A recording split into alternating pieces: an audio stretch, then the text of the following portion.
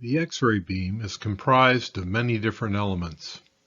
A competent radiographer will be aware of these elements so that they may communicate effectively and protect themselves and others from unnecessary radiation exposure. Here is a graphic representation of a stationary anode X-ray tube. Regardless of the tube's construction or anode type, the various elements of the X-ray beam will always be the same. The X-ray tube is contained within a protective housing, which is a hard aluminum shell that is internally faced with a layer of lead. Once produced, X-rays can't be focused, reflected, or redirected in any way, so a thick layer of lead is needed to contain the X-rays that are traveling in directions that do not contribute to image formation. Centered under the focal spot of the anode is a plastic window, the tube port, that allows X-rays traveling in useful directions to escape the tube. When the tube is energized, radiation fills the entire interior of the tube housing and must be stopped by the lead shielding of the housing. The radiation that is stopped by the housing is called stem radiation.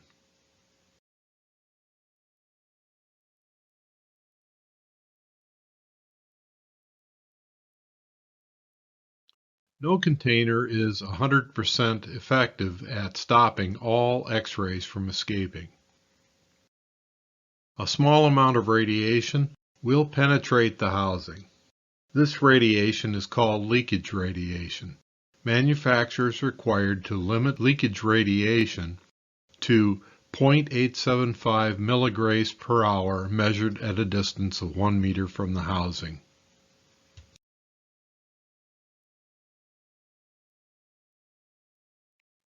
This diagram depicts an X-ray tube, patient, and image receptor. When the tube is energized, the radiation fills the tube housing and the cone of radiation exits the tube via the tube port directed at the patient. This radiation is called primary radiation, or some might call it the useful beam.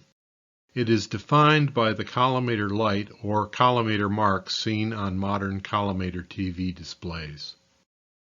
In the center of the collimated field is the central ray. The central ray is the only portion of the X-ray beam that is truly perpendicular to the image receptor and is crucial for part alignment in most positions. It is important to know the exact location of the primary radiation because it represents the beam at its most energetic and most intense. Lead gloves and aprons will not stop primary radiation, so people assisting with an exam must be kept out of the primary radiation field.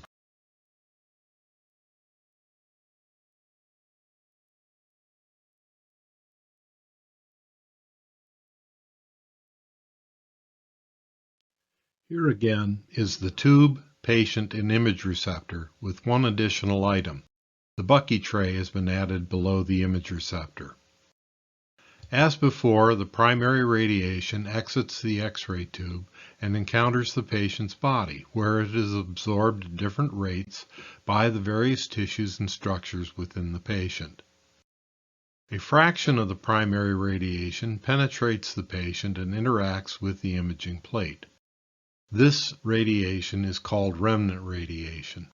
The remnant portion of the beam will be reduced in intensity and energy due to interactions with the patient's body. It is the portion of the beam that carries information regarding the patient's tissues to the image receptor.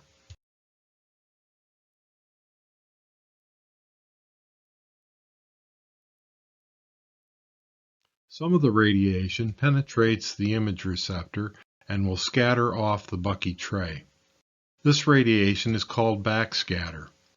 It is normally controlled by installing a thin layer of lead foil in the back of the imaging plate. The last portion of the X-ray beam to consider is scatter or secondary radiation. This radiation is produced by the primary radiation scattering off the patient's tissues.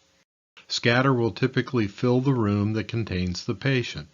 Scatter secondary radiation is very low energy and low intensity and is easily stopped by lead gloves and aprons.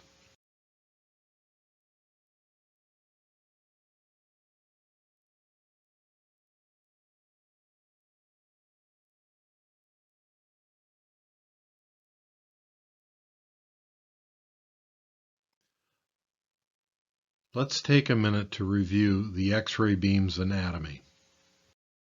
Initially, we have stem radiation that is normally captured by the tube housing. Stem radiation exists because we cannot control the direction of the X-ray beam. We can only contain it. Some of the stem radiation will escape the tube, and it is called leakage radiation. Manufacturers are limited to 0.875 milligrays per hour of leakage at a distance of 1 meter. Primary radiation is the radiation allowed to exit the tube via the tube port and goes on to interact with the patient's tissues. It is shaped by the collimator and defined by the collimator light or collimator marks seen on a video collimator display. The primary beam is very intense and energetic and will penetrate lead garments, so it is best that one avoids exposure to this portion of the beam.